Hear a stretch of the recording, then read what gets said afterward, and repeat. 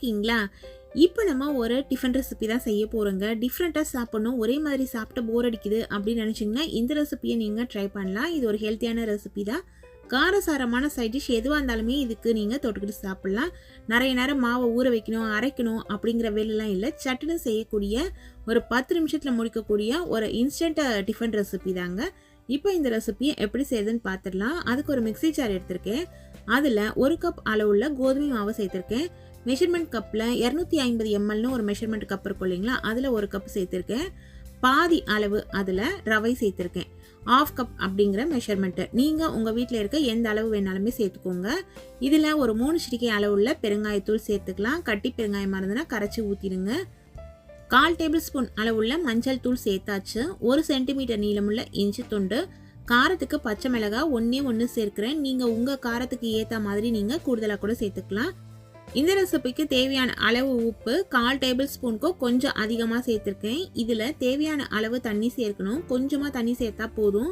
நீங்கள் ஒரு கப் அளவு மாவு சேர்த்தீங்க இல்லையா, அதில் 3/4 கப் அளவுக்கு தண்ணி சேர்த்துருங்க. சேர்த்து இது போல் அரைச்சிக்கலாம். ரொம்ப மையம் அரைக்கணும் அப்படிங்கிறது இல்லை, இது எல்லாமே நமக்கு மிக்ஸ் ஆகணும். அது வரைக்கும் நீங்கள் அரைச்சாலே போதும்.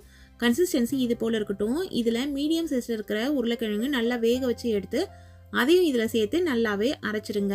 இது எல்லாத்தையும் அரைச்சிட்டு ஒரு மிக்சிங் பவுலில் சேர்த்துடலாம். ஜஸ்ட் இந்த மாவு ஒரு 10 நிமிஷம் ஊறினாலே போதும். கன்சிஸ்டன்சி பார்த்துக்கோங்க, இது போல் இருக்கணும். நமக்கு அப்படியே மடிப்பாக விழணும். அந்த ரிப்பன் கன்சிஸ்டன்சின்னு சொல்லுவோம் இல்லைங்களா, அது போல் இருக்கணும். இட்லி மாவு பதம் போல். இதில் நம்ம ஒரு 1/4 டேபிள் ஸ்பூன் அளவுள்ள சீரகம் சேர்த்துக்கலாம். சீரகத்துக்கு பதிலாக நீங்கள் ஓமம் கூட சேர்த்துக்கலாம். அதனோட ஸ்மெல் ரொம்பவே நல்லாயிருக்கும். அப்படியே மூடி வச்சிடலாம். ஒரு 10 நிமிஷம் ஊறட்டும். அதுக்கப்புறம் எடுத்து கலந்து உப்போட டேஸ்ட் பார்த்துட்டு நம்ம சுட வேண்டியதாங்க. ரொம்ப சூப்பராக இருக்கும் இந்த ரெசிபி. பிள்ளைங்க எல்லாருமே விரும்பி சாப்பிடுவாங்க. அந்த உருளைக்கிழங்கோட ஃப்ளேவர் இதில் ரொம்ப நல்லாயிருக்கும். நான் இன்றைக்கி இதை பிளெயினாக தான் சுட போகிறேன். நீங்கள் விருப்பப்பட்டீங்கன்னா உங்ககிட்ட இருக்க வெஜிடபிள்ஸ் எது வேணாலுமே இதில் பச்சையாகவே கட் பண்ணி சேர்த்துக்கலாம். வெங்காயம், கேரட்டு, பீன்ஸு, ப்ரோக்கோலி, காலிஃப்ளவர் இது போல் எது வேணாலுமே சேர்த்துக்கோங்க. இப்போ அடிகனமான கடாய் வச்சுட்டு அதில் கொஞ்சமாக எண்ணெய் விட்டுட்டு அந்த எண்ணெயில் இதே போல் நம்ம ஊற்றுறோம். அப்பம்லாம் செய்வோம் இல்லைங்களா, அதே மெத்தட் தான். நீங்கள் தோசைக்கல்லில் ஊற்றுற மாதிரி இருந்தாலுமே ஊற்றிக்கலாம், ஆனால் தேய்க்கக்கூடாது. ஜஸ்ட்டு ஊற்றிட்டு தட்டு போட்டு மூடி அப்படியே வெயிட் பண்ணுங்கள். ஒரு 3 நிமிஷம் கழித்து நம்ம ஓப்பன் பண்ணால் அடிப்பக்கம் எல்லாம் நல்லா கோல்டன் ப்ரௌன் கலரில் வெந்திருக்கும். இப்படியே நம்ம திருப்பி போட்டுடலாம். இதே போல் நம்ம வச்சுருக்க எல்லா மாவுலையுமே சுட்டு எடுத்துக்கலாம். நல்ல சுவையான ஒரு டிஃபன் ரெசிபியாக இது இருக்குங்க. காரசாரமான சைட் டிஷ் தொட்டு சாப்பிட்டு பாருங்களேன். டேஸ்ட் உண்மையிலே ரொம்ப அட்டகாசமாக இருக்கும்.